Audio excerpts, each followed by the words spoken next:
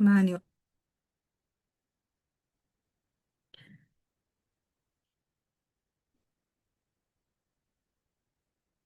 يا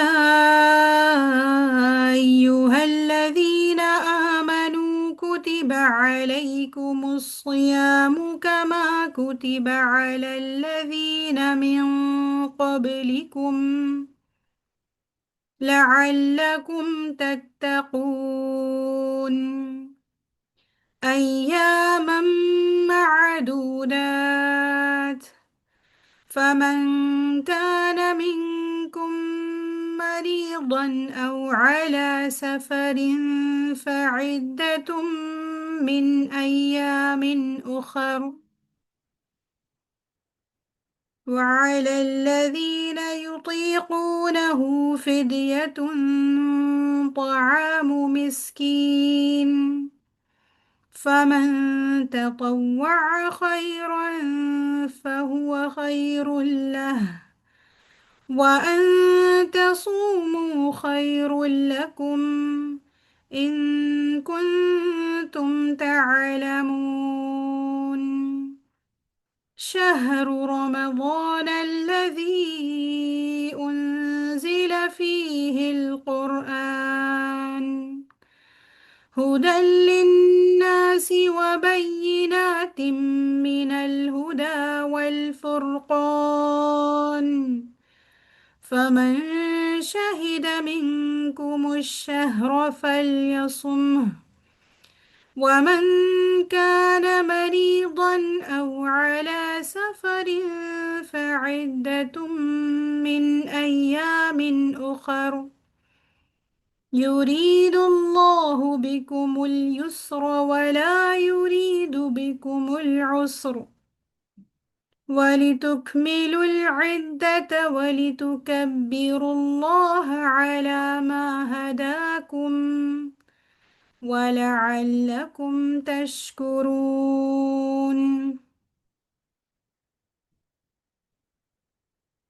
رب اشرح لي صدري ويسر لي أمري واحلل عقدة من لساني يفقهوا قولي السلام علیکم ورحمۃ اللہ وبرکاتہ۔ امید ہے آپ سب خیر و عافیت سے ہوں گے۔ اللہ کی تعریف کے ساتھ اس سیشن کو شروع کریں گے انشاءاللہ تعالی، اور ہم سب کو اللہ سبحانہ تعالیٰ توفیق دیں کہ ہم نے جو تیاری شروع کی ہے اب رمضان میں انٹر کرنے کی، رمضان کے مہینے سے فائدہ اٹھانے کی، اللہ سبحانہ تعالیٰ اسے قبول کریں اور ہمیں ثابت قدم رکھیں جو بھی کچھ ہم لوگ انشاءاللہ اس کے لیے تیاری کرنے والے ہیں۔ تو ابھی میں نے آپ لوگوں کے سامنے سورہ بقرہ کی 3 آیتوں کی تلاوت کی، 183 سے لے کے 185 تک، جس کا ترجمہ اس طریقے سے ہے: اے ایمان والوں، تم پر روزے فرض کیے گئے ہیں جس طرح تم سے پہلے لوگوں پر فرض کیے گئے تھے، تاکہ تم میں تقوی پیدا ہو۔ یہ روزے چند گنے چنے دنوں کے لیے ہیں، پھر جو کوئی تم میں سے بیمار ہو یا سفر پر ہو وہ بعد کے دنوں میں گنتی پوری کر لے، اور جو کوئی مشکل کے باوجود روزہ نہ رکھ سکے اس پر فدیہ ہے ایک مسکین کا کھانا، اور جو اپنی خوشی سے زیادہ بھلائی کرے وہ اس کے لیے بہتر ہے، اور اگر تم سمجھو تو روزہ رکھنا ہی تمہارے لیے زیادہ بہتر ہے۔ رمضان کا مہینہ وہ ہے جس میں قرآن نازل کیا گیا، جو انسانوں کے لیے رہنمائی ہے اور ہدایت، اور حق و باطل کے واضح کرنے والی کتاب۔ تو جو شخص اس مہینے کو پائے اس پر لازم ہے کہ وہ اس کے مہینے کے روزے رکھیں، اور جو بیمار ہیں یا سفر پر ہیں وہ بعد میں گنتی پوری کریں۔ اللہ تمہارے ساتھ آسانی کرنا چاہتا ہے، اور وہ یہ نظام اس نے بنایا ہے تاکہ وہ تم گنتی پورے کرو، اللہ کی رہنمائی پر اس کی بڑائی بیان کرو اور شکر گزار بن جاؤ انشاءاللہ۔ تو اب اس آیتوں کے ساتھ ہی ہم آج کا جو سیشن ہے شروع کرتے ہیں انشاءاللہ۔ جیسے کہ آپ سب کو معلوم ہے کہ اس مہینے کی برکتیں اور رحمتیں اتنی زیادہ اللہ سبحانہ تعالیٰ نے ہمیں دی ہیں اور ہمیں بتائی ہیں کہ ہمارا شوق جو ہے وہ بہت زیادہ بڑھ جاتا ہے اس مہینے میں یعنی اس مہینے کے فائدے اٹھانے کا۔ اور لیکن یہ چیز ہر بار اور ہر سال ہم الحمدللہ اسی طرح سے ہم پلان بناتے ہیں اور ریمائنڈرز دیتے ہیں ایک دوسرے کو، لیکن اس کے باوجود کہیں نہ کہیں کچھ نہ کچھ ہم سے ہمیشہ کمی رہ جاتی ہے، اور اسی کمی کو ہمیشہ دور کرنے کے لیے ہی ہمیں ریمائنڈرز کی ضرورت ہے، ہمیں یاد دہانی کی ضرورت ہے۔ تو آج کے لیسن میں بھی آپ لوگ انشاءاللہ جو بھی سنیں گے، ہو سکتا ہے بہت سی چیزیں ہمیں پہلے سے بھی معلوم ہوں، لیکن حقیقت میں مل بیٹھ کے ہم جو بات کریں گے وہ ہمارے لیے بہت مفید ہوگی اور ہمارے لیے گیان دہانی کا سبب ہوگی۔ تو شروع کا پارٹ تھوڑی دیر کے لیے میں فضیلت پر تھوڑی سی بات کروں گی، اور قرآن کی اہمیت پر بھی میں تھوڑی بات کروں گی۔ اس کے بعد انشاءاللہ تعالی جو اہم ٹاپک ہے کہ شخصیت کو کس طرح نکھاریں اس مہینے میں، انشاءاللہ اس کے لیے صاحب نغمہ انشاءاللہ ہمارے ساتھ ہیں، تو وہ آگے کا سیشن لیں گے انشاءاللہ۔ تو آج ہم پہلے شروعات کرتے ہیں فضیلت اور اہمیت سے۔ ہم سب جانتے ہیں کہ قرآن کی فضیلت کیا ہے، لیکن اس کو بار بار پھر سے دہرانے کی ضرورت ہے۔ تو ہم اس کے لیے کچھ احادیث سے ہی شروعات کرتے ہیں کہ جیسے پہلی ہی بات ہمیں معلوم ہوتی ہے کہ رمضان میں جنت کے دروازے کھل جاتے ہیں۔ اذا جاء رمضان فتحت ابواب الجنہ وغلقت ابواب النار۔ تو یہ آپ سے ہم نے فرمایا ہے کہ جنت کے دروازے کھل جاتے ہیں رمضان میں، اور جہنم کے دروازے بند ہو جاتے ہیں۔ اس کا مطلب کیا ہوتا ہے کہ اللہ سبحانہ تعالیٰ کی خاص رحمت، اور شیطان کو بند کرنے کا بھی اس میں ذکر ہے کہ جیسے وہ دوسری حدیث میں کہ شیطان کو بھی باندھ دیا جاتا ہے۔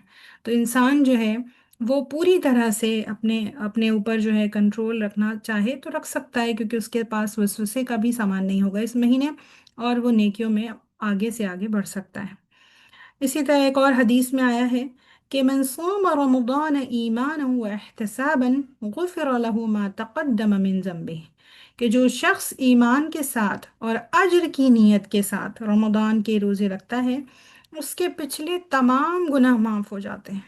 یعنی کوئی بھی کسی بھی ایج میں آپ نے کیا ہو یا ہم نے کیا ہو، لیکن اگر ہم نے اس مہینے اگر ہم نے احتساب، یعنی یہ بہت امپورٹنٹ سی بات ہے کہ عموماً جو ہے احتساب کا مطلب ہمیں نہیں سمجھ آتا کہ ہم اپنا جائزہ لیں کہ ہم سے کیا کیا غلطیاں ہوئی ہیں، اور ہم ان سب کے لیے نادم ہیں، اللہ سے توبہ گو ہیں، اور اس لیے جو ہے اللہ سبحانہ تعالیٰ سے دعائیں مانگ رہے ہیں کہ ہمارے گناہ معاف کر دیں، اور پھر اسی نیت سے، اسی خلوص نیت کے ساتھ ہم روزہ رکھتے ہیں، تو اللہ سبحانہ تعالیٰ کا یہ وعدہ ہے کہ ایسے بندوں کے پچھلے تمام گناہ معاف کر دیے جائیں گے۔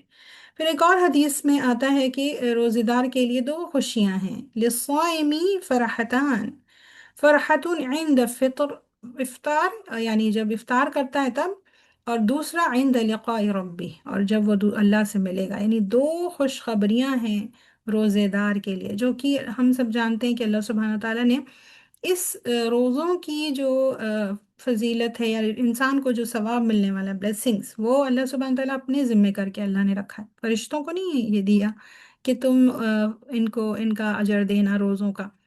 اس لیے اللہ سبحانہ تعالیٰ نے خاص اس عمل کو پسند فرمایا ہے مومنوں سے کہ وہ روزہ رکھیں گے تو ان کو خاص اجر اللہ سے ہی ملنے والا ہے۔ تو دو خوشیاں ہیں واقعی، کہ جب افطار کا وقت ہوتا ہے تو ایک خوشی سی ہوتی ہے کہ الحمدللہ ہم نے اپنے روزہ مکمل کیا اور اب ہم افطار کرنے جا رہے ہیں، اور اسی طرح اللہ سے ملاقات کے وقت بھی بہت خوشی ہوگی ایسے مومنین کو جنہوں نے اللہ کی ہر بات کو بخوبی نبھایا ہوگا اس دنیا میں۔ پھر اس مہینے کی اور بھی بہت ساری برکتیں ہیں، لیکن ساتھ میں یہ بھی کچھ وارننگز بھی ہمیں یاد رکھنی چاہیے، جیسے کہ رمضان اور مغفرت سے محرومی کے بارے میں جو بات آئی ہے کہ آپ صلی اللہ علیہ وسلم نے فرمایا، حضرت ابو ہریرہ رضی اللہ عنہ سے روایت ہے کہ ہلاکت ہے اس شخص کے لیے جس نے رمضان پایا اور پھر بھی اس کی مغفرت نہ ہو سکی۔ ہم؟ یہ کیسے ہوتا ہے؟ یہ ہم سب جانتے ہیں کہ کیسے ہوگا۔ اگر انسان صرف بھوکا پیاسا روزہ رکھے اور وہ ساری شرائط نہ پوری کرے جو ہیں جو روزوں کی برکتیں ہیں، تو وہ اگر انسان چاہتا ہے کہ ملے تو اسے ساری شرائط پوری کرنی ہوگی، کیونکہ روزہ بھوک پیاس کا تو نام ہے نہیں، ہم سب جانتے ہیں ہمیں پوری طریقے سے اپنے اوپر قابو رکھنا ہوتا ہے، ہر بری چیز سے ہمیں بچنا ہوتا ہے، یہاں کی لغو چیزوں کو بھی ہمیں اس مہینے اور روزے کی حالت میں چھوڑنا ہوگا کہ لغو کام بھی ہم نہ کر رہے ہوں۔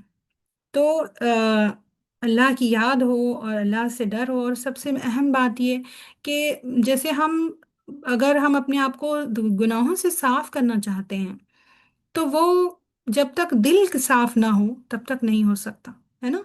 दिल अगर हमारा बुग़्ज़, इनाद और इन सब चीज़ों से भरा हुआ है, और हम सिर्फ अपने ऊपर रोज़ा रख कर चाहते हैं कि हमारे सारे गुनाह माफ़ हो जाएं, तो वो नहीं हो सकता। तो हमारी सफाई जब तक नहीं होगी दिल की और हर तरीके से, तो तब तक जो है ये चीज़ें, रोज़ा रखना और ये सब काम भी करना इबादत का, वो उतना फ़ायदा नहीं दे सकता या ना ही दे, क्योंकि इंसान की नीयत और इखलास, ये दो चीज़ें बहुत ज़्यादा ज़रूरी हैं।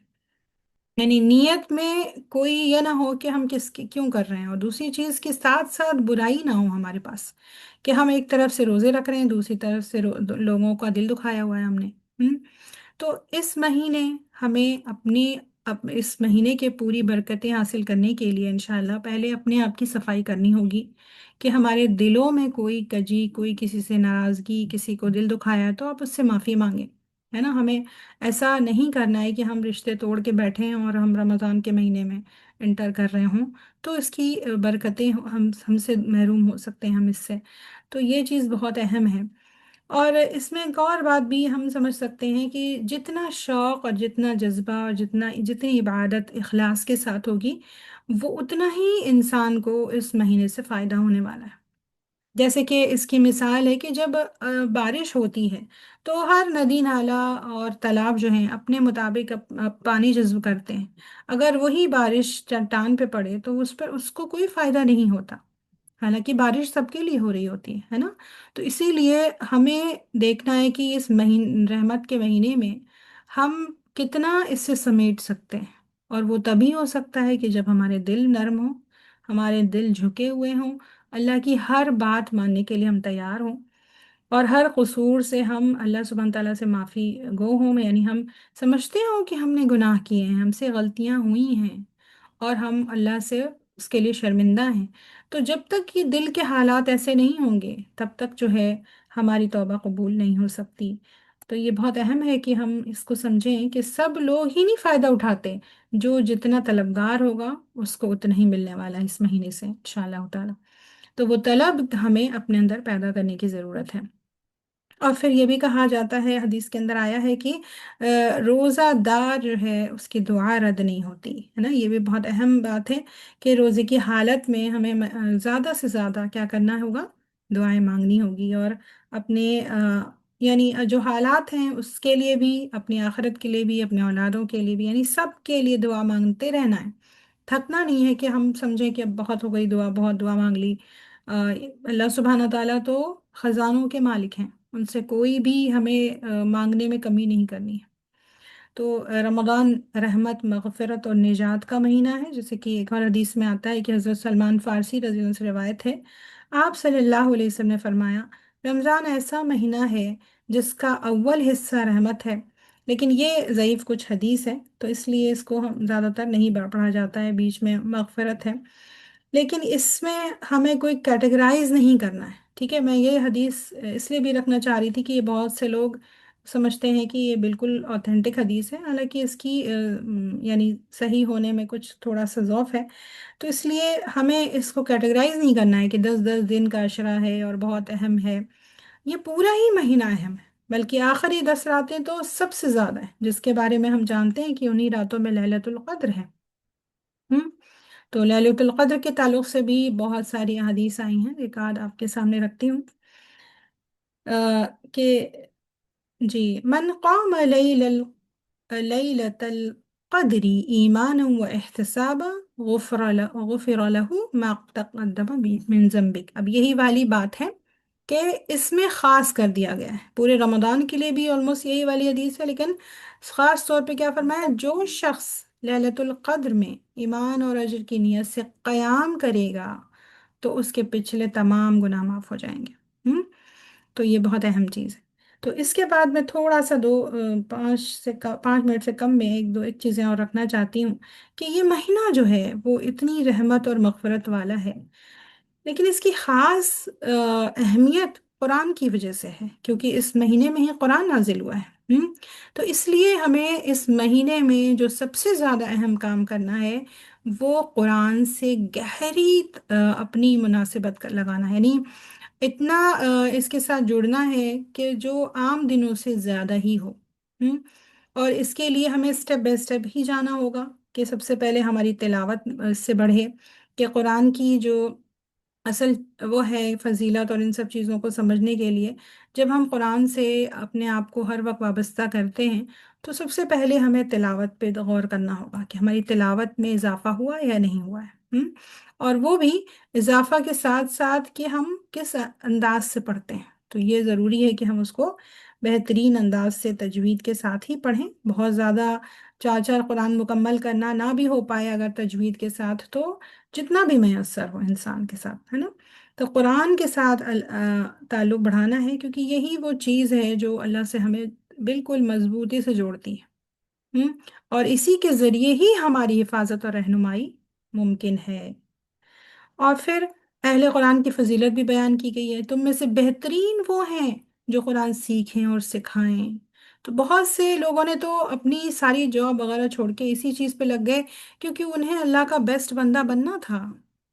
وہ اللہ کے اس وعدے کو سچ سمجھتے ہیں، اسی لیے انہوں نے کیا سوچا کہ مجھے جو ہے بس قرآن پڑھنا ہے یا پڑھانا ہے۔ اور یہ کنڈیشن ہم میں سے کسی کے اوپر بھی لاگو ہو سکتی ہے، یا تو ہم سیکھنے والے بن سکتے ہیں یا ہم سکھانے والے بن سکتے ہیں، ان میں ان کے علاوہ اگر ہم ہیں تو ہمارے لیے پھر یہ ٹائٹل نہیں ہو سکتا۔ تو اس لیے ہمیں اس چیز کو، اس حدیث کو ہمیشہ یاد رکھنا ہے کہ ہمیں بہترین بننا ہے مومنوں میں سے بھی۔ تو یہ بہت اہم چیز ہے، اور اس کے لیے ہمیں مستقل تلاوت کرنی ہے قرآن، چاہے رمضان میں ہو چاہے اس کے بعد بھی ہو۔ اگر قرآن سے تعلق رکھنا ہے تو ہمیں اس کے ساتھ ایک اپنا تعلق تلاوت کا بھی بنانا ہے کہ جو ڈیلی بیسس پہ ہو، کنسسٹنسی کے ساتھ ہو، چاہے مقدار کتنی بھی ہو فرق نہیں پڑتا، لیکن بالکل ڈیلی بیسس پہ ہو۔ اور ایک اور اہم چیز اس معاملے میں آتی ہے کہ قرآت کو سننا، یا کہیں اس کے لیکچرز ہو رہے ہوں، قرآن سمجھایا جا رہا ہو تو اسے غور سے سننا، استماع، یہ بہت زیادہ ضروری ہے۔ سنتے وقت انسان کے اندر بہت ساری چیزوں میں چینجز آتے ہیں، لیکن وہ بھی بات یہی ہے کہ جب انسان کا دل صاف ہو اور نرم ہو تبھی وہ اثر ہوتا ہے۔ تو یہ بہت اہم چیز ہے کہ جس کو ہمیں سننے کی بھی ہمیں اس رمضان کوشش کرنی ہے کہ ہم جب یعنی پڑھ نہ رہے ہوں تو ہم سنیں اس کو غور سے، اور اگر سمجھ آنے والی چیز ہے، اگر سمجھ آ رہی ہے تو بہترین، نہیں تو پھر ترجمے والا بھی سنا جا سکتا ہے۔ پھر ان سب چیز کے ساتھ ساتھ جو سب سے اہم چیز ہے قرآن سے وابستہ ہونے میں جو آتی ہے وہ کیا ہے، اس کے بعد اس پر عمل کرنا، بغیر عمل کے کوئی فائدہ نہیں نا، تو یہ چیز ضروری ہے۔ پھر اسی طرح تدبر، قرآن کے اوپر غور و فکر، اور اسی ضمن میں انشاءاللہ تعالی ہم لوگ ہر بار کوشش کرتے ہیں کہ دورہ قرآن کیا جائے، اور انشاءاللہ اس کا بھی انشاءاللہ ہم لوگوں نے آپ لوگ کو بتا دیا ہے کہ پرسوں سے وہ شروع ہو رہا ہے۔ تو یہ بہت ضروری ہے کہ ہم اس پہ غور و فکر کریں، کیونکہ غور و فکر کرنے کے بعد ہی وہ دل تک بات پہنچتی ہے۔ اور اس کے لیے سلف و صالحین کے اطاعت، یعنی ان کی دیکھیں ان کا کیسا رویہ تھا، سلف صالحین کے جو اطاعت کا جذبہ تھا کہ کوئی چیز کو بھی ٹالتے نہیں تھے، اور ہمارا اصل مسئلہ یہی ہے کہ ہم لوگ کل پہ ٹالتے رہتے ہیں۔ وہ فوراً اطاعت کرتے تھے، وہ ایک لمحے میں بھی جیسے ہی قرآن کی آیتیں سنی اور فوراً اس پر عمل پیرا ہو جاتے تھے، چاہے وہ چیز پسند آئی ہو یا نہ، لیکن بس وہ اللہ کا حکم ہے تو انہیں کرنا ہے۔ اور اس کے لیے بہت ساری ہمیں مثال مل جاتی ہے، شراب کا کی جب حرمت آئی تو بھی ہمیں معلوم ہو جاتا ہے کہ کس طرح لوگوں نے ایک ایک یعنی ایک جو پی رہے تھے وہ بھی چھوڑ دیا انہوں نے۔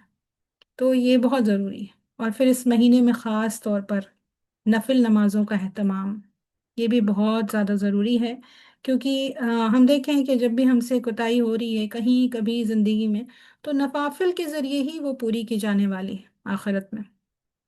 تو انشاءاللہ تعالیٰ بہت سارا ٹائم لے لیا ہے، جزاکم اللہ خیراً، وآخر دعوانا ان الحمدللہ۔ انشاءاللہ اب آگے کی بات نغمہ کریں گی۔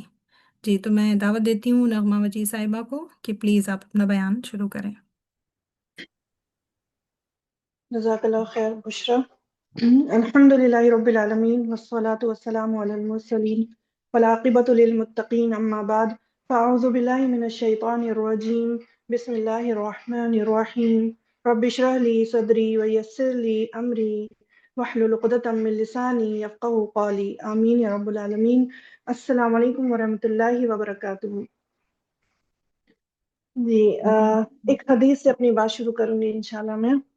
عن سلمان الفارسی قال خطبنا رسول اللہ صلی اللہ علیہ وسلم فی آخر یوم من شعبان فقال یا ایہا الناس قد اضلکم شہر عظیم شہر مبارک شہر فیہ لیلۃ خیر من الف الشہر جعل اللہ صیامہ فریضۃ وقیام لیلہ تطوعا۔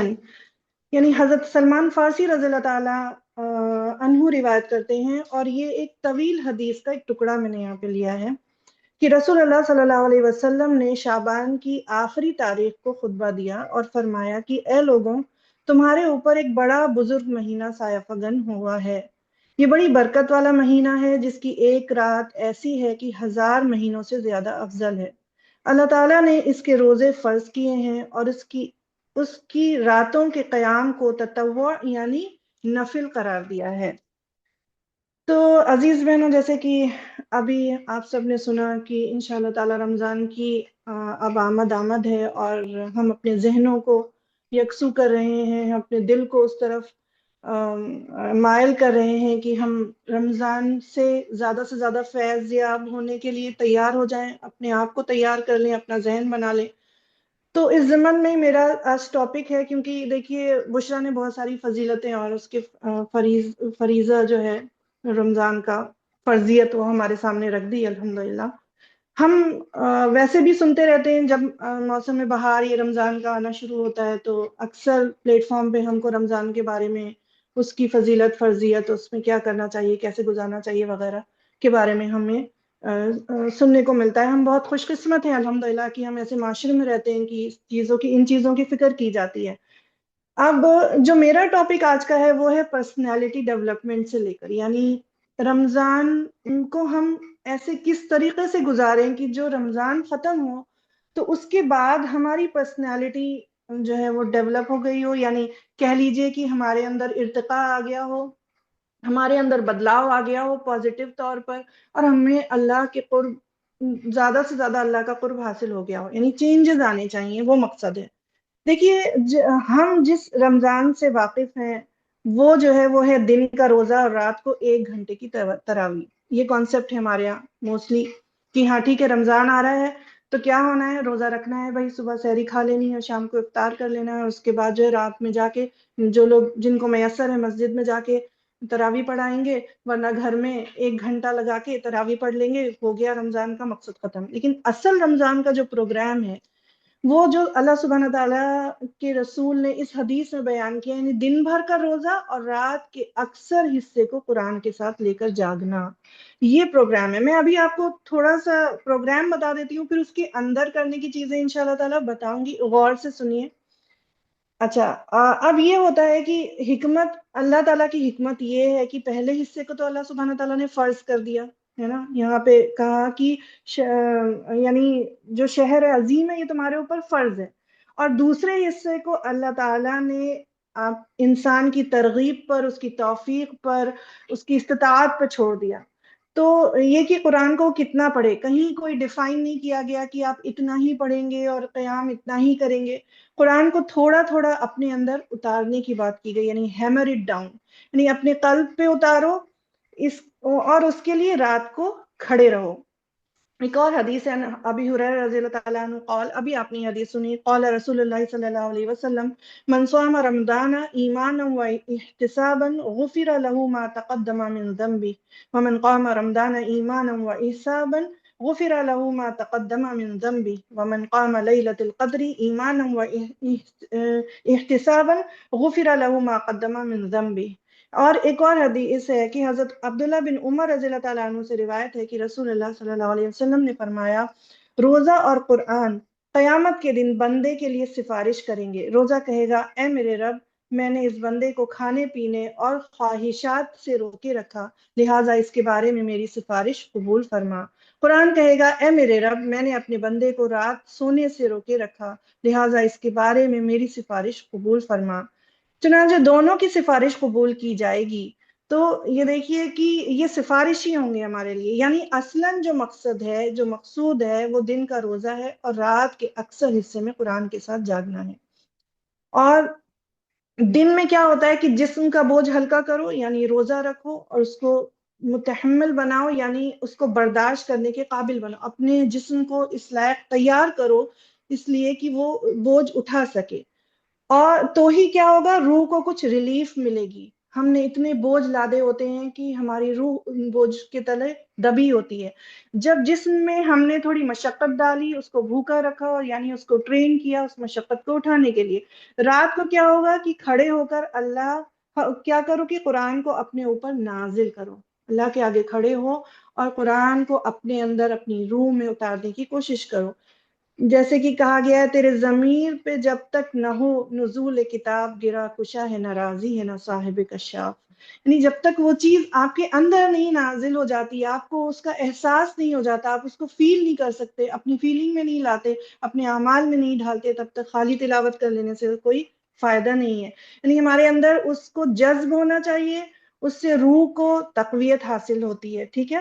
اچھا، شہر رمضان کو شہر قرآن کہا گیا۔ کسی شیخ سے کسی نے پوچھا کہ صحابہ کرام کا تعلق قرآن سے کیسا تھا، تو جواب میں انہوں نے کہا کہ جیسا تمہارا تعلق آج سوشل میڈیا سے ہے، یعنی دن میں 200 300 بار تم ادھر جاتے ہو، اتنی بار تم موبائل اٹھاتے ہو، اتنی بار واٹس ایپ چیک کرتے ہو، اور بھی بہت ساری سائٹس ہیں، نام لینے کی ضرورت نہیں، آپ کو پتا ہے، اتنی بار تم اس کی طرف رجوع کرتے ہو۔ تو صحابہ کا جو تعلق تھا قرآن سے وہ ایسے ہی تھا۔ ہم کو یہ اب بات بہت مشکل اور ویسی معلوم ہوتی کہ کیسے وہ اتنا قرآن پڑھتے تھے، کتنی جلدی ایسے کیسے وہ قرآن کو ختم کر لیتے تھے۔ تو یہ اس کا جواب ہے۔ ابو موسیٰ اشعری رضی اللہ تعالیٰ عنہ یہ کہتے تھے کہ مجھے شرم آتی ہے کہ میرا ایک دن گزر جائے اور میں نے قرآن کو کھول کر نہ پڑھا ہو۔ تو یہ صحابہ کرام کا قرآن کے ساتھ معاملہ تھا۔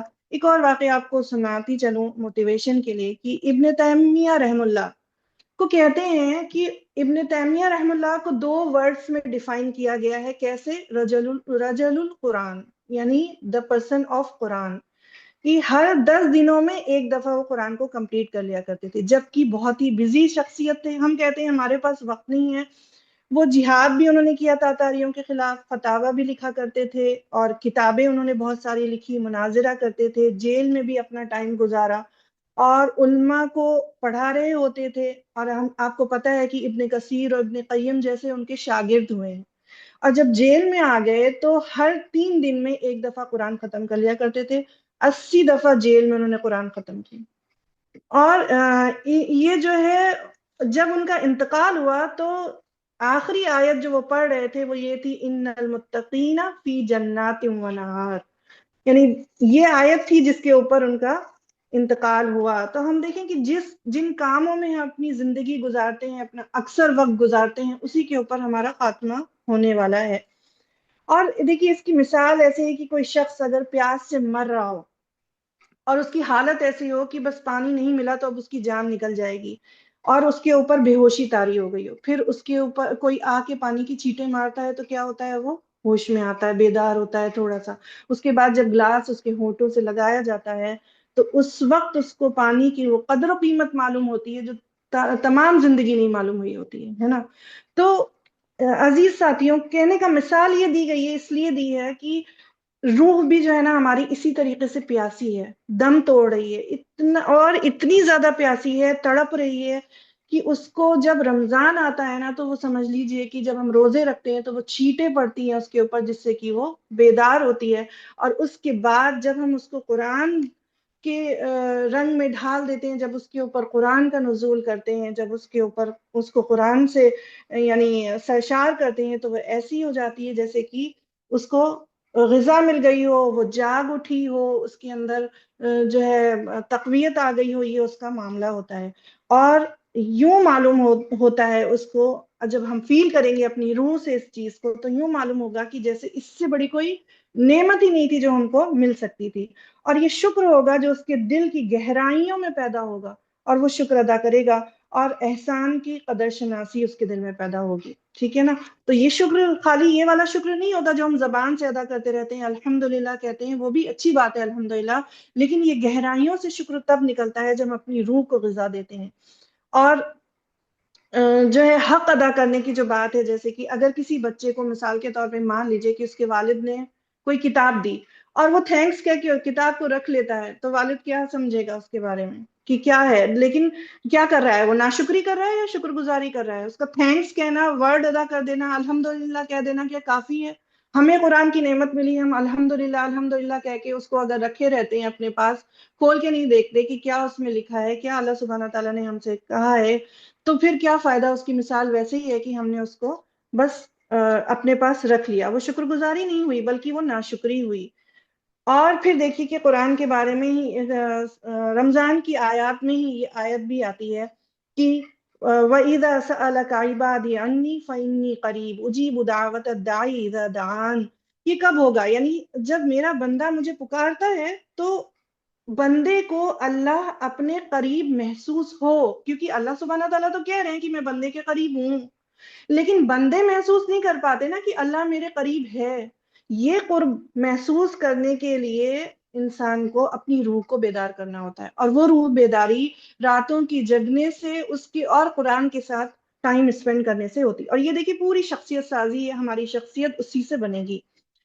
کلو شعین یرجع الی اصلہ، ہر شے اپنی اصل یعنی جڑ کی طرف رجوع کرتی ہے. ہمارا حیوانی وجود زمین کی طرف جاتا ہے کیونکہ وہ زمین سے بنایا ہے نا. اور یہ جو کہا گیا ہے سورہ اعراف میں وَلَكِنَّهُ أَخْلَدَ إِلَى الْأَرْضِ وَاتَّبَعَ هَوَاهُ، یعنی وہ اپنی خواہشات کی پیروی کرنے لگتا ہے. جب زیادہ ہم جسم کو یعنی اس کی خدمت کرتے ہیں، زیادہ اس کو پالتے ہیں، اس کی فکر کرتے ہیں، زمین کی خواہشات کے چکر میں یہ ہوتا ہے کہ ہم زمین میں دھسے جا رہے ہوتے ہیں. یہ والا معاملہ ہے، دنیا کی طرف جھکے جا رہے ہوتے ہیں. اور جب روح بیدار ہوتی ہے تو وہ کدھر متوجہ ہوگی؟ ذرا سوچئے. اپنے مرکز کی طرف، کہ وہ کہتے ہیں نا اپنے مرکز کی طرف مائل پرواز ہو جا، یعنی کہ جب جہاں سے وہ آئی ہے وہاں، یعنی اللہ سبحانہ تعالیٰ کی طرف وہ، کیونکہ روح امر رب ہے تو وہ ادھر ہی متوجہ ہوگی. اور اس کے بعد میں کیا ہے کہ پھر جب وہ متوجہ ہوگی تب اللہ سبحانہ تعالیٰ کہتے ہیں کہ وَإِذَا سَأَلَكَ عِبَادِي عَنِّي فَإِنِّي قَرِيبٌ أُجِيبُ دَعْوَةَ الدَّاعِ إِذَا دَعَانِ، تو میں اس کا جواب دیتا ہوں.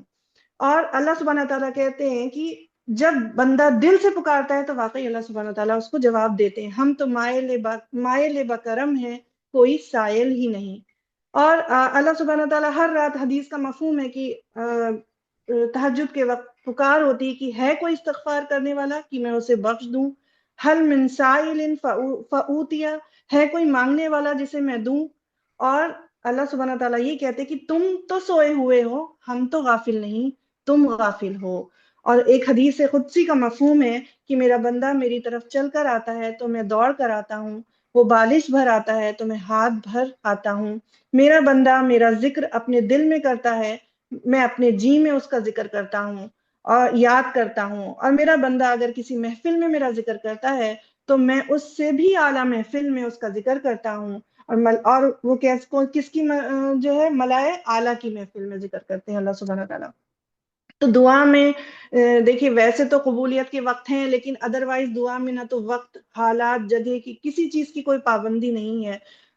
لیکن پابندی کس چیز کی ہے؟ اجیبو یعنی جواب دوں گا، قبول کروں گا، لیکن اللہ سبحانہ تعالیٰ نے کہا، کیا کہا؟ فاستجیبوا لی، کہ پھر تم بھی میرا کہنا مانو، تم بھی میری باتوں کا جواب دو. کیا کہنا مانو؟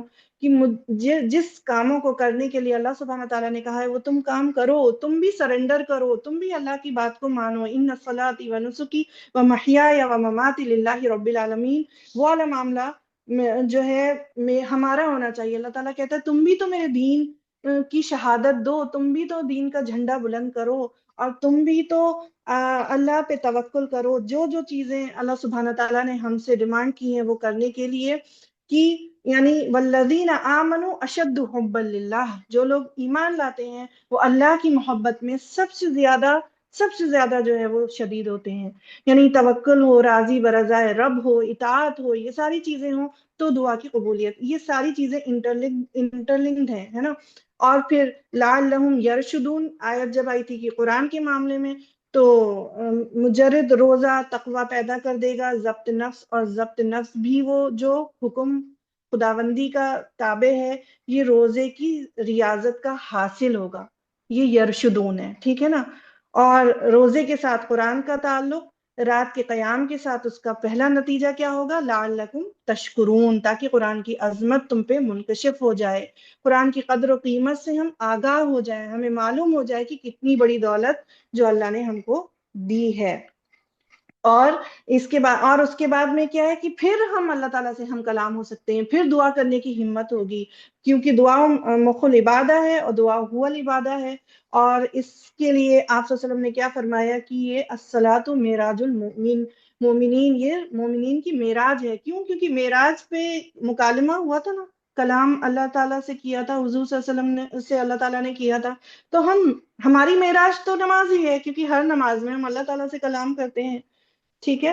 اور ورنہ کیا ہے، جب ہم روح کو غذا نہیں دیتے تو وہ مردہ ہو جاتی ہے، جان کے ساتھ جسم تو زندہ ہے لیکن روح مر جاتی ہے. اموات غیر احیاء. اور روحانی طور پر مردہ ہوتے ہیں، حیوانی شکل میں ہم زندہ ہوتے ہیں خالی. تو یہ روحانی وجود یا مر چکا ہے، یا سسک رہا ہے، یا دبا ہوا ہے، یا بے ہوشی کی حالت میں ہے. ہمارا روحانی وجود کس حالت میں ہے، یہ مجھے اور آپ کو اس کی خبر لینی ہے. افلاک سے آتا ہے نالوں کا جواب آخر، کرتے ہیں خطاب آخر، اٹھتے ہیں حجاب آخر. تو یعنی پھر فَإِنَّهُ نَزَّلَهُ عَلَى الْقَلْبِ، تو جب یہ والے حجاب اٹھتے ہیں تب وہ قلب کے اوپر نازل ہوتا ہے. اچھا، اب ہم یہ دیکھتے ہیں کہ یہ تمام چیزیں، یہ تو ایجنڈا ہے اوور آل رمضان کا، کہ اس کے اندر ہمیں روزہ اور قیام راتوں کا، اور قیام کے ساتھ قرآن کی تلاوت، اور اس میں اللہ کا قرب، اور ساتھ میں دعائیں، وہ کنیکشن اللہ سبحانہ تعالیٰ سے مینٹین کرنا. اس کے علاوہ آئیے دیکھیے، ہم یہ دیکھ لیتے ہیں کہ اور کیا چیزیں ہیں جو رمضان میں ہماری پرسنالٹیز میں بدلاؤ لا سکتی ہیں، ویسی پرسنالٹیز جو اللہ سبحانہ تعالیٰ کو مطلوب ہیں، محبوب ہیں، مقصود ہیں. ٹھیک ہے. تو اگر میرا ٹائم ایکسیڈ ہو جائے تو پلیز مجھے پہلے بتا دیجیے، تھوڑا 5 منٹ. آپ دیکھیے کہ یہ اللہ تعالیٰ کا فضل اور احسان ہی تو ہے ہمارے اوپر کہ اس نے ہمیں ماہ رمضان عطا فرمایا، اور آگے آنے جا رہا ہے. اللہ تعالیٰ سے دعا ہے کہ ہمیں اس تک پہنچائے، اور جو کہ یعنی انشاءاللہ ایک نیکیوں کا موسم بہار ہے، رحمتوں کی بارش کی شکل میں ہماری زندگی میں داخل ہونے والا ہے انشاءاللہ تعالیٰ. اللہ تعالیٰ کا احسان ہے کہ وہ ماہ رمضان کا ہر دن بلکہ پورا مہینہ انتہائی آسانی سے اور سہولت کے ساتھ مکمل کروا دیتا ہے. یہ بات میں کیوں کہہ رہی ہوں؟ کیونکہ بے شمار لوگ ایسے ہیں جو رمضان سے قبل وفات پا جانے کی وجہ سے، یا کسی مجبوری یا معذوری کے سبب، یا اپنی گمراہی کی وجہ سے روزہ رکھنے سے محروم رہ جاتے ہیں. آپ کو اپنی سوسائٹی میں ایسے بہت سے لوگ دکھتے ہوں گے، اور ایسے بہت سے لوگ ہیں جو پچھلے سال کے رمضان میں تو موجود تھے لیکن اب نہیں ہے. لہٰذا روزے دار کو چاہیے کہ وہ عظیم نعمت کے حصول پہ اللہ تعالیٰ کا بار بار شکر ادا کرے. اسے یہ مبارک مہینہ حاصل ہوا، اور مزید کیا کرے کہ اس ماہ میں روزہ رکھنے کی اسے جو توفیق ملی، اس کے لیے اللہ سبحانہ تعالیٰ سے مدد بھی مانگے، توفیق مانگے بھی، اور اس کا شکر بھی ادا کرے. کیونکہ بہت سے ایسے لوگ ہیں عزیز بہنوں جن کو توفیق ہی نہیں ہے، وہ مسلمان ہیں لیکن اللہ نے توفیق نہیں دی. تو اس بات کا بھی شکر ہمیں کرنا چاہیے. ایک مسلمان کے لیے نہایت ضروری ہے کہ وہ اس مبارک مہینے کی آمد سے قبل اس کے لیے بہترین طریقے سے تیاری کرے، تاکہ عظیم خیر و برکت سے محروم نہیں رہ جائے، اور افضل ترین اعمال کو چھوڑ کر فضول یا غیر افضل اعمال میں الجھ کر نہیں رہ جائے. یعنی اگر ہم اٹینٹیو نہیں ہوں گے، ہم پلان نہیں کریں گے، تو عین ممکن ہے کہ ہم زیادہ افضل اعمال کو چھوڑ کے کم پہ راضی رہیں. یہی وجہ ہے کہ اسلاف ہمیشہ افضل ترین اعمال کا اہتمام کیا کرتے تھے. تو اس میں جو میرا پہلا ٹاپک ہے وہ یہ ہے کہ تیاری ضروری ہے. یعنی میراتھن ریس کی مثال آپ لے لیجئے کہ اگر آپ کسی ریس میں پارٹیسپیٹ کرنا چاہتے ہیں، آپ ایتھلیٹس کو دیکھ سکتے ہیں، تو اس کے لیے ان کو اسٹیمنا بلڈ کرنا ہوتا ہے. ایسا نہیں ہوتا کہ بس گراؤنڈ میں کھڑا کر دیا گیا اور کہا کہ بھاگو اور وہ بھاگ جائیں گے. نہیں، ان کے لیے وارم اپ چاہیے ہوتا ہے. وہ پہلے سے اپنے آپ کو کئی کئی مہینوں پہلے سے اس کے لیے تیار کر رہے ہوتے ہیں. تو اس کام کو اور ان کی نظر میں کیا ہوتا ہے کہ وہ اینڈ میں کہاں پہنچنا چاہتے ہیں. کب نظر میں ہوتی ہے یہ چیز؟ جب وہ ریس شروع کر رہے ہوتے ہیں. تو کہاں دیکھتے ہیں اپنے آپ کو کہ مجھے پہلے نمبر پہ پہنچنا ہے. تو ہمارا کام بھی کیا ہے کہ ہماری آخر پہ نظر ہو کہ اس پورے رمضان سے مجھے حاصل کیا کرنا ہے نا. اور اس پر نظر اگر نہیں ہے تو پھر سمجھ لیجئے کہ ہم نے کوئی تیاری نہیں کی، اور بڑی بڑی پلاننگز فیل ہو سکتی ہیں اگر ہم پہلے سے فوکس نہیں ہوں گے. رمضان بھی ایک عام سا منتھ بن کر رہ جاتا ہے، بس 5 نمازیں اور کچھ خاص اچیو نہیں ہو پاتا ہم سے. ہم کیا کرتے ہیں، بس 5 نمازوں کو بڑا اہتمام سے پڑھ لیتے ہیں اور ہم کہتے ہیں روزہ رکھ لیا، الحمدللہ عید آ گئی، رمضان ختم. کیوں؟ کیونکہ if you fail to plan you plan to fail. یہ والا وہ کام کرتا ہے اس کے اوپر. اب دوسرا پوائنٹ جو ہے میرا، وہ رمضان کے قیمتی لمحات کو کیسے گزاریں. یعنی یہ بات ہوتی ہے، کہی جاتی ہے، اور یہ بات حقیقت ہے کہ one Ramzan can make a big difference in your life. صرف ایک رمضان آپ کی لائف میں بہت سارا ڈفرنس پیدا کر سکتا ہے. اس کے لیے میں آپ کو واقعہ سناتی ہوں. طلحہ بن عبید اللہ رضی اللہ تعالیٰ عنہ نے خواب میں دیکھا کہ 2 صحابی ہیں جو آپس میں کمپٹیشن کرتے تھے دنیا میں. تو جہاد میں ان میں سے ایک جو ہے وہ پہلے شہید ہو گیا، اور دوسرے کی اس کی 1 سال بعد نیچرل موت ہوئی. تو انہوں نے دیکھا کہ لیکن جو شہید ہوا تھا، دوسرا والا جو بعد میں نیچرل موت سے جو ہے جس کی ڈیتھ ہوئی، وہ جنت میں اس شہید سے زیادہ اعلیٰ مقام پہ تھا. تو حضرت طلحہ رضی اللہ تعالیٰ عنہ نے حضور صلی اللہ علیہ وسلم سے سوال پوچھا کہ یہ معاملہ کیسے ہوا. تو آپ صلی اللہ علیہ وسلم نے ان سے کہا کہ کیا اس کو ایک رمضان ایکسٹرا نہیں ملا تھا. تو آپ سوچئے کہ وہ کیونکہ کمپٹیشن میں رہتے تھے اور وہ شہادت کی موت ختم ہو گئے، تو دوسرے والے کو یہ ہوا کہ میرا تو کمپٹیشن مطلب مجھ سے زیادہ آگے نکل گیا. انہوں نے رمضان کو خوب احتساب کے ساتھ، اور جیسے کہا گیا ہے ایمان اور احتساب کے ساتھ گزارا ہوگا، اور اس کے بعد یعنی اتنی نیکیوں میں ان کے اضافہ ہو گیا کہ وہ شہادت کے مرتبے سے بھی آگے نکل گئے. تو عزیز بہنوں، اس لیے یہ ضروری ہے کہ ہم کسی بھی لمحے کو بیکار نہ سمجھیں، اور یہ سمجھیں کہ یہ ہماری زندگی کا ایسا لمحہ ہو، ایسا رمضان ہو جس میں ہم وہ چیزیں حاصل کر پائیں جو پچھلے رمضان میں شاید ہو سکتا ہے نہ کر پائیں. پہلی چیز اس میں آتی انٹینشن، یعنی نیت. کوئی بھی عبادت اس وقت قبول نہیں ہوتی جب تک کہ اس میں عبادت کی 2 شرطیں نہ پائی جائیں. وہ 2 شرطیں کیا ہیں؟ پہلی ایک اخلاص، اور دوسرا نبی صلی اللہ علیہ وسلم کی اطاعت، ان کے بتائے ہوئے طریقے. تو اخلاص نیت یعنی ہم اپنی نیتوں کو پاک کر لیں کہ ہم صرف اور صرف اللہ سبحانہ تعالیٰ کو راضی کرنا چاہتے ہیں، اسی کے لیے ہماری ساری عبادتیں ہیں. اور رہی بات اس کی طریقے، تو اسی کے لیے یہ ساری کلاسز وغیرہ رکھی جاتی ہیں. اب دیکھیے، ہم کوئی پلان بناتے ہیں، کوئی کام کرنا چاہتے ہیں، تو ہم خوب ساری ریسرچ کرتے ہیں، کہیں گھومنے جانا چاہتے ہیں. لیکن جب دین کا معاملہ آتا ہے تو ہم سوچتے ہیں کوئی بتا دے گا تو ہم کو معلوم ہو جائے گا. ہم خود سے ریسرچ نہیں کرتے، ان کو سن لیں گے، ان کو نہیں. اپنی ریسرچ کرنی چاہیے اور پتہ کرنا چاہیے کیا اس کے ڈوز اینڈ ڈونٹس ہیں، کیا احکامات ہیں، اور کن کن چیزوں سے روزہ جو ہے وہ ضائع ہو جاتا ہے وغیرہ.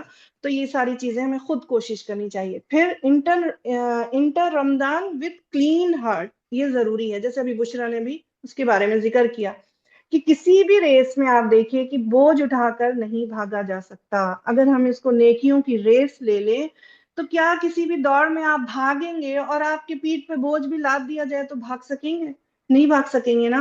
تو روزے کا اہم مقصد تقوی حاصل کرنا ہے، اور تقوی کا مقام کیا ہوتا ہے؟ دل ہوتا ہے. اس لیے سب سے پہلے اس دل کی گرد و غبار کو صاف کرنا ضروری ہے، کیونکہ شیشے کو صاف نہیں کریں گے نا تو اس میں اپنا عکس بھی دکھائی نہیں دے گا. بدگمانی کے جالے، نفرتوں کے، حسد کے، بغض کے دھبے، اور قریبی عزیزوں سے مراسم کی خرابی، ٹوٹے ہوئے دل، یہ ساری چیزیں لے کے نا رمضان میں داخل مت ہوئیے. اور شب قدر کی عظیم راتوں میں میں اپنے لیے کیسے استغفار طلب کروں گی اللہ تعالیٰ سے جب میں خود اس کے بندوں کو معاف نہیں کرنے کو تیار ہوں؟ کیسے میں اللہ کے آگے اپنے لیے ہاتھ پھیلاؤں گی؟ کیسے میں گڑ گڑاؤں گی کہ اللہ تعالیٰ تو مجھے معاف کر دے، جب میں نے خود کئی لوگوں کو معاف نہیں کیا اپنے دل میں؟ تو گناہ انسان کو آگے بڑھنے نہیں دیتے، نیکیاں کرنے سے روکتے ہیں. تو اللہ سے توبہ اور استغفار کرنا چاہیے۔ سلف صالحین 3 دعائیں بہت کثرت سے کیا کرتے تھے۔ پہلی، اللہم انی اسألک توبۃ نصوحا قبل الموت۔ آپ کو مطلب میرے خیال سے سمجھ آ گیا ہوگا کہ میں توبۃ النصوحہ کا سوال کرتا ہوں مرنے سے پہلے۔ دوسری اہم دعا، اللہم انی اسألک حسن الخاتمہ، میں اپنا خاتمہ خیر پہ چاہتا ہوں اللہ سبحانہ تعالیٰ۔ تیسری، یا مقلب القلوب ثبت قلبی علی دینک، یا دلوں کو پھیرنے والے میرے دل کو قرار دے دیجئے، ثابت قدم کر دیجئے اپنے دین کے اوپر۔ تو اگر آپ ان تینوں دعاؤں کو دیکھیں گے، ان کے اندر ساری چیزیں آ گئی بیچ کی جو بھی ہیں، آپ کو یاد آ رہی ہوں گی۔ تو یہ دعا ہوتی تھی کتنی عقل مندی والی۔ اچھا، نیکسٹ جو پوائنٹ ہے آپ دیکھیے، ٹو ڈیٹاکس یور سیلف۔ یہ لفظ آج کل ہم سب اس سے بہت زیادہ مانوس ہیں یا نہیں ہیں، بتائیے؟ ڈیٹاکس کرتے رہتے ہیں نا اپنی باڈی کو، کہتے ہیں بہت زیادہ اندر ٹاکسن بھر گیا ہے، اس کو نکالنا ضروری ہے تاکہ ہماری باڈی اچھی طرح سے فنکشن کرے اور صحیح کام کرے۔ تو یہاں جو ڈیٹاکس کرنا ہے یہ اسپریچولی ہے، دیکھیے، یعنی دل کے امراض، ذہنی بیماریوں اور نگیٹیوٹی سے اپنے آپ کو ڈیٹاکس کرنا ہے۔ اللہ کے ساتھ تعلق مضبوط کر کے، دعا سے، استغفار سے اور لوگوں پہ رحم کر کے اپنے آپ کو ڈیٹاکس کرنا ہے۔ پھر مسجدوں سے، قرآن کی محفلوں سے، دروس و تدریس کی محفلوں سے جڑنا دل کی نرمی اور چینج کا سبب بنتا ہے۔ اگر آپ یہ سوچتے ہیں نا کہ میں چاہتی تو بہت ہوں کہ یہ کروں لیکن کر نہیں پا رہی ہوں، تو اس کے ٹولز کیا ہوں گے؟ مسجدوں سے جڑ جائیے، قرآن کی محفلوں سے جڑ جائیے، درس و تدریس میں شامل ہوئیے، اچھے لوگوں کی صحبت میں رہیے، دل کو نرم کرنے کی کوشش کریے۔ یہ چیزیں جو ہیں دل کو نرم کرتی ہیں اور دل کے اندر چینجز لاتی ہیں۔ اور یعنی بدعمالیوں سے بچنا بھی ضروری ہے، بد نظری سے، غلط چیزیں دیکھنے سے، فلمیں، ڈرامے وغیرہ دیکھنے سے بچنا ہے، گانے سننے سے، میوزک سے۔ یعنی یہ ساری چیزیں کیا ہیں؟ دل کے اندر کوڑا کباڑ بھرنے کے لیے کافی ہیں۔ تو جن اعضاء کی حفاظت کا حکم دیا گیا وہ 7 ہیں، دیکھیے آپ، ٹھیک ہے؟ وہ کیا ہے؟ حرام چیزیں دیکھنے سے اپنی نظر کو بچانا، پہلا۔ دوسرا، ہر حرام بات سننے سے اپنے کانوں کو بچانا، تو اس میں میوزک وغیرہ، کامیڈی شوز، یہ سارا کچھ۔ روزہ رکھ رہے ہیں اور یہ بھی کر رہے ہیں، یہ سب بھی تو اس سے کوئی فائدہ نہیں ہے۔ یعنی کان، آنکھ اور دل، یعنی اس کے بارے میں آ رہا ہے کل اولئک کان عنہ مسئولا، یعنی ہر ایک چیز پہ، سورہ بنی اسرائیل میں اس کا ذکر آیا ہے، یہ آیت آئی ہے کہ اس پہ تم سے سوال کیا جائے گا۔ تیسری چیز جس کی حفاظت کی ضرورت ہے وہ بہتان بازی، فحش گوئی، غیبت اور چغل خوری سے اپنی زبان کی حفاظت۔ ما یحفظ من قول الا لدیہ رقیب عتیق، یعنی 2 فرشتے موجود ہوتے ہیں کہ جو کچھ بھی زبان سے نکلتا ہے وہ اس کو فوراً نوٹ کر لیتے ہیں۔ تو یہ دیکھیے کہ یہ تیسری چیز ہے جس کے بارے میں ہم کو محتاط رہنے کی ضرورت ہے۔ جیسے رمضان کے تعلق سے بھی آتا ہے کہ جو شخص جھوٹ اور دغابازی نہ چھوڑے تو اللہ کو ایسے شخص کے کھانا پینا چھوڑنے میں کوئی دلچسپی نہیں ہے۔ چوتھی چیز جو ہے وہ اس بات کا خیال رکھنا کہ پیٹ میں داخل ہونے والی ہر چیز پاک ہو اور حلال ہو۔ پھر 5ویں چیز شرمگاہ کی حفاظت، والذین هم لفروجہم حافظون۔ اور چھٹی چیز ہاتھوں کی حفاظت۔ اور 7ویں چیز حرام جگہ جانے یا کوئی بھی ظلم و زیادتی کے عمل سے اپنے پیروں کو بچانا۔ تو یہ 3 اعضاء ہیں جن کی 7 اعضاء ہیں جن کی حفاظت کا حکم دیا گیا ہے، اور سب صالحین اس چیز کی ان کا بہت خیال رکھا کرتے تھے۔ اب جو اگلا پوائنٹ ہے میرا وہ یہ ہے کہ یعنی ریئلسٹک گولز بنانا اور ان کو اچیو بھی کرنا، ٹھیک ہے؟ اس کے بارے میں آتا ہے کہ آپ اسمارٹ گولز بنائیے۔ اسمارٹ کو اگر آپ ڈی کوڈ کریں گے تو ایس سے اسپیسیفک، ایم سے میجریبل، اے سے اٹینیبل، آر سے ریئلسٹک اور ٹی سے ٹائم بانڈ۔ تو اس طریقے کے گول بنائیے جو کہ آپ کو پتا ہو کہ آپ کو کیا کرنا ہے، اس کے کرنے کا آپ کو فائدہ کتنا ہے اور کتنا کرنا ہے اور کس طریقے سے اس کو، اور وہ ریئلسٹک بھی ہو، صرف خوابوں خیالوں کی باتیں نہ ہو۔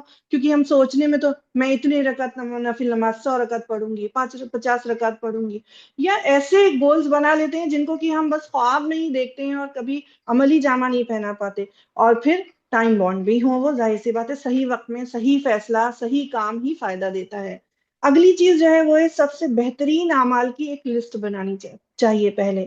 تو کیونکہ جیسے چاہے وہ دعائیں ہوں، وہ اذکار ہوں چاہے وہ تقوی والے اعمال ہوں، تو ان سب کی لسٹ بنانی چاہیے. دیکھیے اذکار میں بھی بہت سے ایسے اذکار جس کے بارے میں آتا ہے کہ جو زبان پہ تو ہلکے ہیں لیکن میزان پہ بھاری ہوتے ہیں. تو ہم وہ اذکار جس کے لیے ہمیں کوئی جگہ بیٹھنے کی بھی ضرورت نہیں ہے، ہم کھانا پکاتے پکاتے بھی کر سکتے ہیں، ہم کپڑے دھوتے ہوئے کر سکتے ہیں، ہم صفائی کرتے ہوئے کر سکتے ہیں. تو اس طریقے کے اذکار زبان پہ رہنا، لیکن اس کی پہلے سے لسٹ بنی ہونی چاہیے. بعض سلف کا یہ معمول تھا کہ ماہ رمضان کی آمد کے ساتھ ہی وہ اپنا تمام وقت قرآن کریم کے لیے وقف کر دیتے تھے، اور قرآن کے علاوہ اور تمام علم اور علوم دوسرے مہینے کے لیے مؤخر کر دیتے تھے. کیوں؟ کیونکہ وہ یہ دیکھتے تھے کہ زیادہ فائدہ کیا چیز دے گی، زیادہ اجر کس چیز سے ہم بٹور پائیں گے. تو وہ چیزیں کرنی، ہم کو یہ نہیں کہ ہم کچھ ایسی چیزیں کر رہے ہیں جن کے بجائے دوسری چیزیں کرنا زیادہ فائدے مند ہے اور ہمارا وقت بھی برباد ہوتا ہے. تو اس چیز کا ہم کو خیال رکھنا چاہیے. اگلا جو پوائنٹ ہے، میرے خیال سے میرے 2-3 پوائنٹس اور بچے ہیں انشاءاللہ تعالی. اگلا پوائنٹ ہے understand the nature of fasting, یعنی کہ کیا اصل روح ہے روزے کی. تو پکوڑیاں، سموسے، ٹو مچ رولز، اس سے فریزر کو بھر لینا، سحری کے اوپر فوکس رہنا کیا کھانا ہے، اور افطار پہ فوکس رہنا، یہی نیچر ہے فاسٹ کا؟ آف کورس نہیں ہے. کیونکہ لیکن ہمارے دماغوں میں جیسے ہی رمضان آتا ہے اور وہ فاسٹ کے بجائے فیسٹ کی طرف ہم چلے جاتے ہیں، ہے نا. تو جو بندہ زیادہ کھاتا ہے، زیادہ سوتا ہے، وہ روحانی تو کبھی ہو ہی نہیں سکتا. یہ اسلاف کہہ گئے ہمارے، یہ ہمارے بزرگوں نے ہم کو بتایا، یہ ہمارے صحابہ کرام سے ہم کو یہ چیز ملتی ہے. تو روحانیت یا تقوی کے لیے تو بنیادی اصول ہیں، کیا ہے؟ کم بولنا، کم کھانا، کم سونا، اور اللہ تعالیٰ کی عبادت میں آگے بڑھنا. حکیم لقمان سے ایک بار کسی نے پوچھا کہ آپ کی حکمت کا کیا راز ہے؟ تو انہوں نے فرمایا، کم کھاؤ، کم سو، کم گفتگو کرو، وعدہ کرو تو نبھاؤ، آنکھوں میں حیا پیدا کرو. یہ حکمت کی نشانی ہے.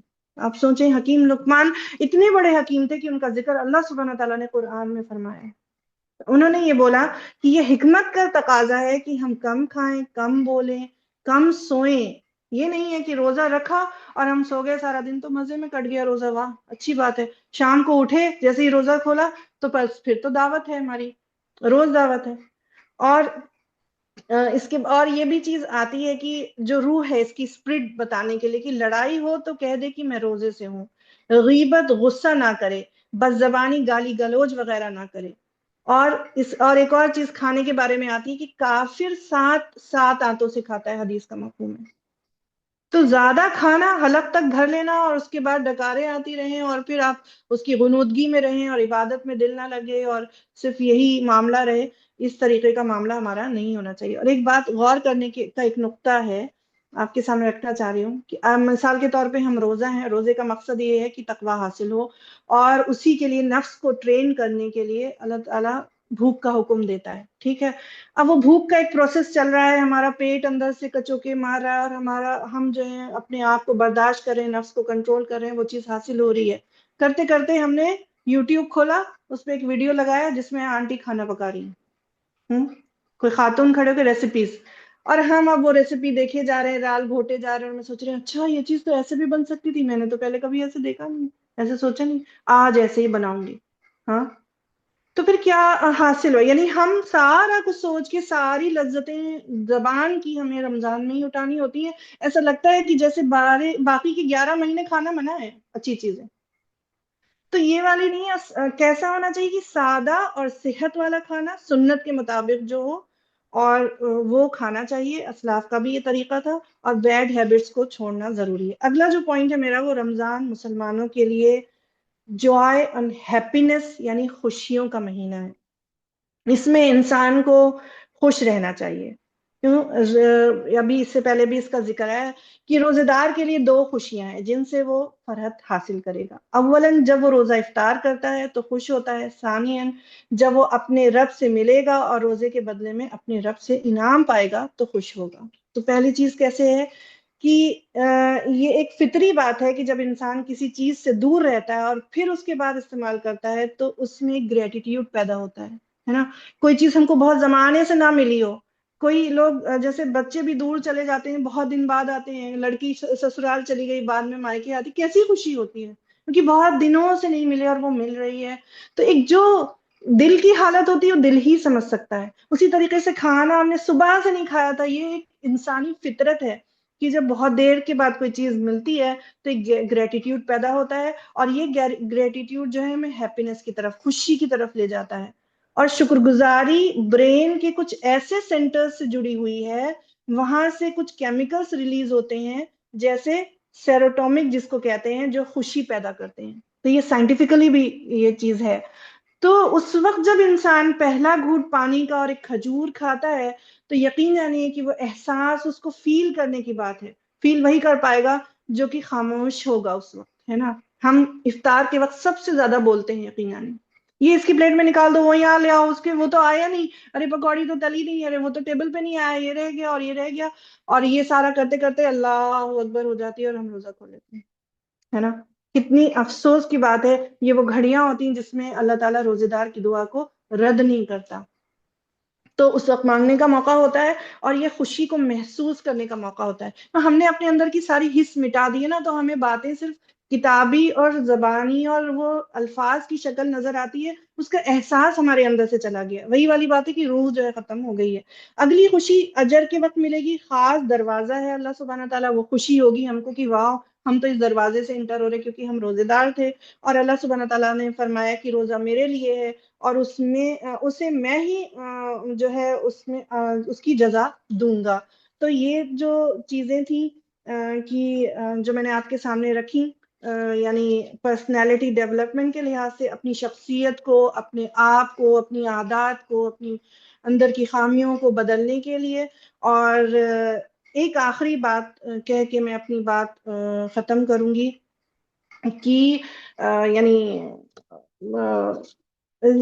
روزہ جو ہے، اچھا خاص طور پہ ایک چیز اور توجہ دلاتی چلوں، اس کے اندر صدقات بھی ہیں. وہ والی چیزیں میں نے ساری نہیں لی جو آپ لوگ یعنی سنتے رہتے ہیں. صدقہ کی کثرت کرنی چاہیے، قیام اللیل ہے، اور اس کے علاوہ جو ہے یعنی دعا کا اہتمام ہے. ہم نے دیکھ لیا فجر کی نماز کے بعد زیادہ دیر نماز پہ بیٹھے رہنا، اس کی اپنی فضیلت ہے. قرآن سیکھنا اور سکھانے کی بات بھی آ گئی. عمرے کی ادائیگی جن کے اندر استطاعت ہے، جو موقع رکھتے ہیں. دین کی دعوت کا کام کرنا تاکہ لوگوں کو بھی دین کی طرف بلائیں، یہ بھی ایک توجہ کا مقام ہے. اس کے علاوہ سنتوں کو، چھوٹی چھوٹی سنتوں کو پھر سے زندہ کرنا، ان کو اپنانا، مسواک وغیرہ اس میں سے ہے.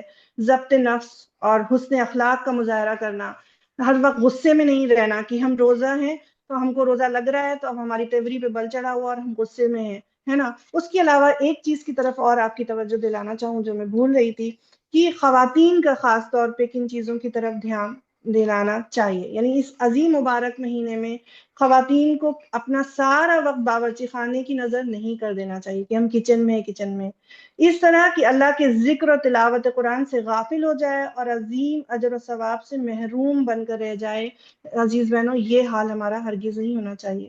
اس کے علاوہ ایک توجہ کی بات اور یہ کہ تراویح پڑھنے کے لیے گھر سے نکلے، اگر جن کو یہ میسر ہے، مسجدیں ہیں، تو پھر سادگی سے نکلے. کوئی بجنے والے زیور، کوئی تیز خوشبو، کوئی ادرک لہسن کی خوشبو، گندے کپڑوں میں اور اس طریقے سے نہیں جانا چاہیے، اور اس چیز کا خیال رکھنا چاہیے. اور اس کے بعد یہ کہ صدقہ اور استغفار کی کثرت خواتین کے لیے خاص طور پہ، کیونکہ صدقہ کو ہم اپنے آپ سے زیادہ اس لیے نہیں جوڑتے کیونکہ ہم سوچتے ہیں کہ شاید ہم کماتے نہیں ہیں لہٰذا ہم کہاں سے دیں. لیکن بہت ساری چیزوں کی مالکن خود عورت بھی ہوتی ہے، بہت ساری چیزیں. اور صدقہ ضروری نہیں ہے کہ صرف پیسوں سے کیا جائے، چیزوں سے بھی کیا جا سکتا ہے اور دوسرے اعمال سے بھی کیا جا سکتا ہے. تو ان کی طرف توجہ، کیونکہ حضور صلی اللہ علیہ وسلم کے بارے میں یہ آتا ہے کہ ویسے تو آپ عام طور پہ بھی بہت زیادہ سخی تھے، لیکن جب یہ مہینہ آتا تو آپ کی سخاوت حد سے زیادہ اس میں بڑھ جاتی تھی. تو لہٰذا اور استغفار کی کثرت، ہمیں پتہ ہونا چاہیے کہ آپ صلی اللہ علیہ وسلم نے ایک بار فرمایا تھا کہ اے خواتین کی جماعت، تم لوگ صدقہ کیا کرو اور استغفار کی کثرت کیا کرو، کیونکہ میں نے دوزخ والوں میں سب سے زیادہ تم عورتوں کو دیکھا ہے. تو یہ ضروری ہے کہ ہم اس چیز کا خیال رکھیں. اور ایک اور نصیحت میرے لیے اور آپ کے لیے بھی، کہ کھانے پینے اور لباس پر فضول خرچی سے بچنا چاہیے۔ رمضان آتا ہے تو ہم سوچتے ہیں کہ بس یہ فیسٹیول کا مہینہ ہے، افطار کی دعوتیں ہوں گی تو میرے پاس نئے کپڑے ہونے چاہیے، عید پہ میرا جوڑا ایسا ہونا چاہیے کہ جیسا کسی کا نہ ہو۔ تو یہ ساری چیزیں، اس سے بچنا چاہیے کہ زمین اور آسمان کے مالک کی ناراضگی نہیں مول لے سکتے ہم ان چیزوں کے باعث۔ کیوں؟ کیونکہ فخر یا نمود و نمائش کا ذریعہ فخر یہ چیزیں بنتی ہیں، تو اس پہ احتیاط رہنا چاہیے ہمارا۔ اگر فضول خرچی رمضان کے علاوہ دنوں میں تکلیف دہ ہے تو رمضان میں تو یہ چیزیں اور بھی زیادہ باعث تکلیف ہیں۔ اور یہ وہ بھیڑ بھاڑ ایسی ہو کہ جو ظہر کی نماز کے بعد سے شروع ہوتی ہے اور سحری کے وقت ختم ہوتی ہے، تو سراسر وقت کا ضیاع ہے۔ کہاں گیا عبادت کا وقت اور کہاں بچا تلاوت کا موقع؟ آپ بتائیے۔ اگر ہم بازاروں کی خاک چھانتے پھر رہے ہیں، چوڑی اور چپل ملا رہے ہیں اور کپڑے خرید رہے ہیں، ہاں خوشی منانے سے منع نہیں کیا گیا، آپ پہلے تیاری کر کے رکھتے ہیں، لیکن للہ رمضان کے مہینے میں کو بازاروں کی نظر نہ کریں، ٹھیک ہے؟ اور عورت کے بارے میں آتا ہے کہ ایک عورت اپنے شوہر کے گھر کی نگہبان ہے، اور اس کے اپنے ماتحت بچوں کی اور ان کے ماتحتوں کے بارے میں اس سے سوال کیا جائے گا۔ تو لہٰذا ہم یہ نہ سوچیں، ہماری ذمہ داری ہے کہ اب رمضان میں اپنی فیملی کو سنبھالنا، ان کے ساتھ بیٹھ کے پلان بنانا اور اس کو جو ہے اس پہ عمل کرنا، یہ ساری ہماری ذمہ داریاں ہیں۔ اب آ جائیے آخری بات کی طرف۔ آپ کو جو ہے میں جو آخری میں عرض کرنا چاہتی ہوں وہ یہ ہے کہ انسان کو سیزنل مسلمان نہیں بننا ہمیں، ہے نا؟ یعنی اخلاص رمضان میں بھی، اور تمام نیکیاں اللہ سبحانہ تعالیٰ کے لیے کی تھی، تو بعد میں بھی کیا ہونا چاہیے کہ وہ کنٹینیو ہونی چاہیے۔ کیسے؟ کہ رمضان کے بعد بھی کنٹینیو ہونی چاہیے۔ اگر صرف رمضان کے لیے کی تھی تو عید کے دن میں ہی وہ ختم ہو جاتی ہیں، اور پھر عید کا دن ہی گواہی دینے لگتا ہے ہمارا کہ ہم اس کو سیلیبریٹ کیسے کر رہے ہوتے ہیں، اور اس میں کتنے ہم نمازوں سے غافل ہو جاتے ہیں، تھکن کی شکایت کرتے ہیں، اوور برڈن ہو جاتے ہیں، اور پھر کس طریقے سے ہم وہ معاملہ کرتے ہیں۔ تو اس بات کا خیال رکھنا ہے۔ آپ کو ایک واقعے کی طرف توجہ دلاتی ہوں۔ آپ نے پڑھا ہوگا کہ جب حضور صلی اللہ علیہ وسلم کا انتقال ہوا تو حضرت عمر رضی اللہ تعالیٰ عنہ اس غم کو اپنے اوپر لے نہیں سکے، اور وہ اپنے آپے سے باہر ہو گئے، اور اس بات کو ماننے کو تیار نہیں ہو رہے تھے کہ آپ صلی اللہ علیہ وسلم اب دنیا میں نہیں ہے۔ تو حضرت صدیق رضی اللہ تعالیٰ عنہ نے اس وقت ایک خطبہ دیا، اس سے پہلے آیات پڑھی کہ اگر حضور صلی اللہ علیہ وسلم، اللہ کے رسول، وہ جو میں اس کا موضوع بتا رہی ہوں، ایگزیکٹ آیت نہیں پڑھ رہی ہوں آپ سے، کہ اللہ کے رسول اگر تمہارے بیچ نہیں رہیں گے، فوت ہو جائیں گے یا قتل کر دیے جائیں گے، تو کیا تم اپنی ایڑیوں پہ پھر جاؤ گے؟ تو کیا تم اپنے دین سے پھر جاؤ گے؟ تو اس کے بعد صدیق رضی اللہ تعالیٰ نے یہ عرض کیا کہ یاد رکھو کہ جس نے محمد صلی اللہ علیہ وسلم کی خاطر دین اپنایا تھا تو وہ دنیا سے جا چکے، لیکن جس نے اللہ کی خاطر جو ایمان لایا تھا تو یاد رکھو کہ اللہ زندہ ہے اور ہمیشہ رہنے والا ہے۔ تو وہی یاد دہانی ہمیں رمضان کے اینڈ میں اپنے لیے کرنی ہے کہ رمضان تو چلا جائے گا لیکن اللہ ہمیشہ ہے اور ہمیشہ رہنے والا ہے۔ ہمارا احتساب ہمیشہ ہونا چاہیے، ہماری جواب دہی ہمیشہ بنتی ہے، اور رمضان تو صرف کیا ہے؟ ٹریننگ ہے جو ہم نے وہاں سے حاصل کی ہو، اور اللہ کرے کہ وہ ہمارے لیے جو ہے ٹریننگ کا کام کرے، اور آگے بھی ہماری زندگیوں میں تقوی باقی رہے۔ وآخر دعوانا ان الحمد للہ رب العالمین۔ جزاک اللہ خیر۔ بارک اللہ فیکم، جزانا ویاکی۔